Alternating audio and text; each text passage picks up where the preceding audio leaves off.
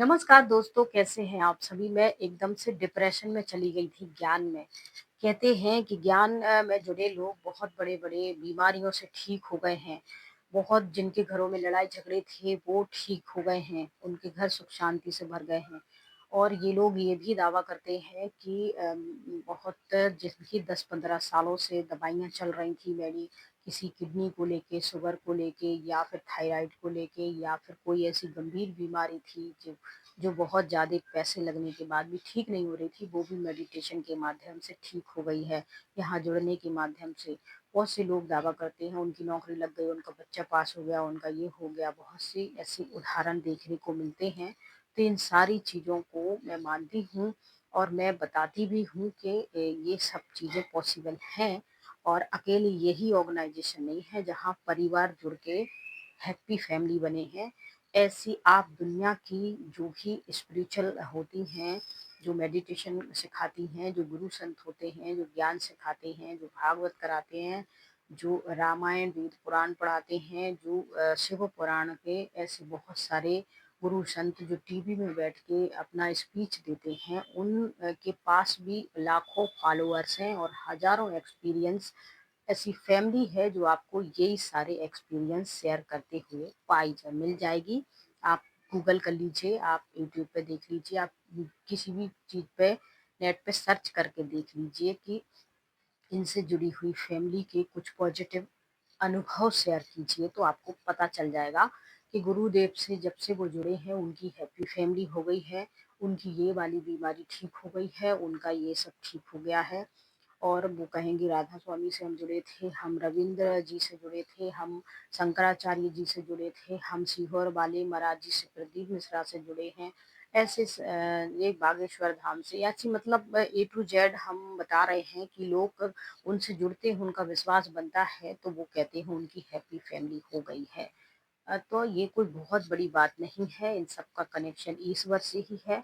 वो अलग-अलग नाम से भगवान की पहचान देते हैं और लोगों को बताते हैं कि अगर आप इस परमात्मा को, श्री कृष्ण को, शिव बाबा को, वैष्णो देवी को, हनुमान जी को, श्री रामचंद्र जी को, लव कुश जी को या फिर आप जिस भी देवी-देवता आपके घर के इष्ट होते हैं, आप उनको मानते हो और आप पूरी शिद्दत और भावनाओं के साथ उन पे विश्वास करते हो, अपनी सोच को अच्छा रखते हो पॉजिटिव, तो आप बीमारी ठीक कर सकते हो, आप अपने लक्ष्य को पा सकते हो। आप ये हैं तो एक आस्था विश्वास के साथ मेहनत करके, आप श्रम करके उन सब चीज़ों को पा सकते हो। कोई बहुत बड़ी बात नहीं है, लेकिन बड़ी बात ये हो जाती है कि मैं खुद ही इस ज्ञान में इतनी ज़्यादा माना समर्पित थी, इतनी ज़्यादा समर्पित थी कि मुझे अच्छी बुरी चीज़ों में और पता ही नहीं चलता था अपने बुरों में, अच्छी बुरी चीज़ों में, नेगेटिव पॉजिटिव में, सब कुछ अच्छा लगता था और सब कह देते थे कि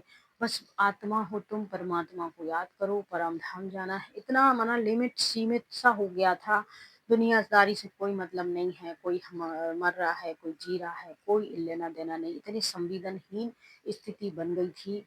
और जब इन सब के बीच में जब वो सारी चीज़ें हो रही थी मेरे साथ गलत-सलत, तब मुझे ये समझ में ही नहीं आ रहा था कि ये सही है कि ये सही है कि जो ज्ञान है वो सही है कि क्या है? अब यहाँ लोग आ जाते हैं कि तुम इतनी सीधी सच्ची होती, इतना ये होती तो वहीं टिकी रहती। तुम्हें अंदर विकार था, तुम्हें शादी करनी थी, तुम्हें चाहिए था विकार, काम विकार, इसीलिए तुम आ गई, शादी कर ली और अब यूट्यूब पे तुम्हें कमाने हैं पैसे, तो तुम यही सारी चीज़ें बदनामी फैला के कमा रही हो पैसे। तो यूट्यूब पे वीडियो क्यों डाल रही हो? यूट्यूब से पैसे क्यों कमा रही हो? ये आप बहुत सारे तुम क्यों यूट्यूब पे वीडियो डालते हो? मुझे ये बताओ। तुम अपनी राजयोग की क्लासें क्यों डालते हो? मुरली क्यों डालते हो? तुम फला-फला दीदी की और बहुत सारी सेंटर की बहनें हैं जो अपना-अपना चैनल खोल के बैठी हैं, तो वो सब अब तुम यूट्यूब क्या तुम्हारा खुद का बनाया हुआ है जो तुम उसमें डाल सकते हो और दूसरे लोग नहीं डाल सकते। तुम्हारे पास अच्छी चीज़ें हैं, मुरली है, ज्ञान है, 7 डेज़ कोर्स है, अनुभव है, तो तुम वो चीज़ें शेयर कर रहे हो। अब इससे तुम्हें पैसा मिलता है क्या? भर-भर के मिलता है क्या? लॉटरी लगती है, बहुत सारा मिलता है। तुम खुद जानते होगे कितना मिलता है, कितना नहीं मिलता है और किस-किस कंडीशन में कुछ शर्तें टर्म और कंडीशन होती हैं यूट्यूब की, कुछ पॉलिसियाँ होती हैं यूट्यूब की, उसके साथ मिलता है। ऐसे नहीं मिलता है कि आए और यहाँ कुछ बोल दिया आपने कुछ भी, वो भर-भर के बरसात होने लगी। ऐसा कुछ यूट्यूब पे होता नहीं है, लेकिन यूट्यूब एक बहुत अच्छा प्लेटफ़ॉर्म है अपनी बात को कहने का। मेरे मन में भी बहुत सारी चीज़ें थी जो मैंने यहाँ आके शेयर करी, मुझे अच्छा लगा।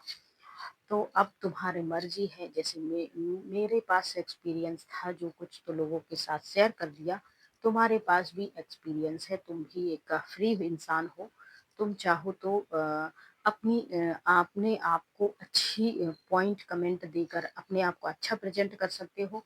तुम चाहो तो किसी की भी वीडियो में जाके नेगेटिव कमेंट देकर नेगेटिव अपना एक आइडेंटिटी बना सकते हो। ये तुम अपने ऊपर खुद डिसाइड कर सकते हो कि तुमको क्या करना है।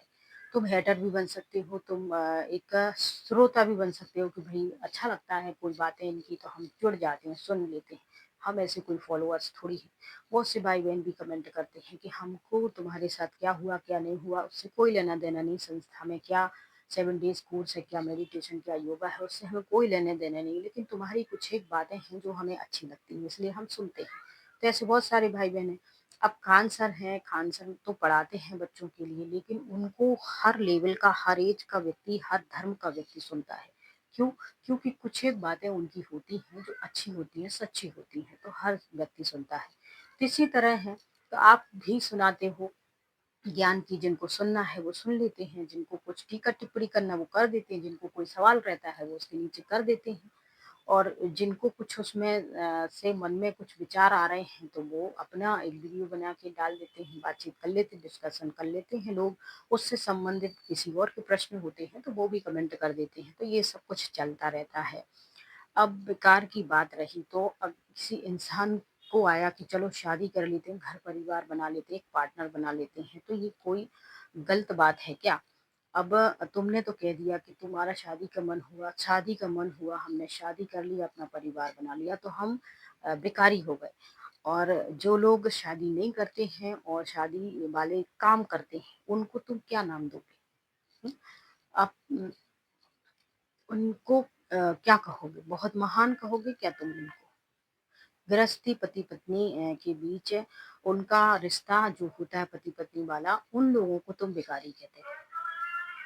और जो लोग शादी नहीं करते, गृहस्थी जीवन नहीं जीते और वो लोग ऐसा करते हुए पाए जाते हैं, कहीं से मिल जाते हैं, उनके खिलाफ उनको किसी ने कुछ गलत करते देख लिया है, तो उनको तुम क्या कहोगे? एक गलती अनजाने में की हुई या फिर हो गया, चलो हो गया सो हो गया, उसको छोड़ दो। अब तुम भगवान को याद करके तुम अपना विकर्म जो है विनाश कर लो, उससे हो भी जाएगा, वो शुद्ध भी हो जाएगी उस मेडिटेशन से। हैं? ये सब चीज़ें हैं ना, ये सब कहने सुनने में दूसरों को नीचा गिराने में, नीचा दिखाने के लिए तो अच्छी पॉइंट है। लेकिन वास्तविक यही है कि सबके सामने दुनिया समाज के सामने ईश्वर को साक्षी मान के पूरे विधि-विधान से कुंडली वगैरह मिला के मुहूर्त निकलवा के 2 परिवार आपस में बैठ के बातचीत करके एक लड़का-लड़की को एक संबंध में बाँधते हैं रिश्ता ताकि वो अपना दाम्पत्य जीवन जिए, आगे बढ़ाए। तो उसको धार्मिक रूप से, सामाजिक रूप से और भी तरीकों से सही माना जाता है। फिर वो अपने जीवन में चाहे ब्रह्मचारी जीवन जिएँ, चाहे वो गृहस्थ जीवन जिएँ, वो ये उनकी खुद की चॉइस है, उसके लिए वो बाध्य नहीं है। और हम इन सब चीज़ों का महत्व बता देते हैं कि ब्रह्मचारी जीवन अच्छा है, तुम चाहो तो जी सकते हो और गृहस्थ जीवन भी ठीक है समाज के हिसाब से, तुम चाहो तो वो जी सकते हो, चॉइस है। लेकिन ऐसा नहीं है कि अगर गृहस्थ जीवन जी रहा है तो बेकारी है और नहीं जी रहा तो वो बहुत महान है। अब दुनिया में बहुत से लोग शादीशुदा नहीं हैं, रह रहे हैं आराम से ब्रह्मचारी जीवन जी रहे हैं। तो क्या मेडिकली ये प्रूफ है कि वो हैं? कैसे आप कहोगे कि वो ब्रह्मचारी जीवन जी रहे हैं? बहुत सारे लोगों ने शादी नहीं की है और अगर उनके बारे में किसी ने कुछ गलत बोल दिया, गलत सुन लिया तो फिर उनको तुम क्या नाम दोगे मुझे ये बताओ? तो हम ये नहीं कह रहे हैं कि बहुत सारे लोग जो संकल्प कर लेते हैं, जो प्रण कर लेते हैं वो गलत है, नहीं है गलत। अगर उनको किसी ने गलत करते देख लिया है या फिर उन्होंने कहीं से सुन लिया है तो वो बता देंगे कि हमने ऐसा-ऐसा इनके बारे में सुना है और हम खुद साक्षी हैं, हमने इनको गलत करते देख लिया है। तो ऐसे लोगों को आप क्या नाम दोगे? ये हम आपसे पूछना चाहते हैं। दूसरी बातें ये हैं कि अ, हम तुम हमसे कहोगे कि हम ये सारी बातें ना करें, तो क्यों ना करें? जो कुछ जिसके साथ हुआ है वो व्यक्ति तो अपना बताएगा ना। तो ऐसे बहुत डिप्रेस्ड इन सब चीज़ों से निकलने के लिए मुझे बहुत टाइम लगा। मैं बहुत दिनों तक इन्हीं सब चीज़ों को सही मानती आ रही थी, जो आज लोग कमेंट में कहते हैं कि वो सही था।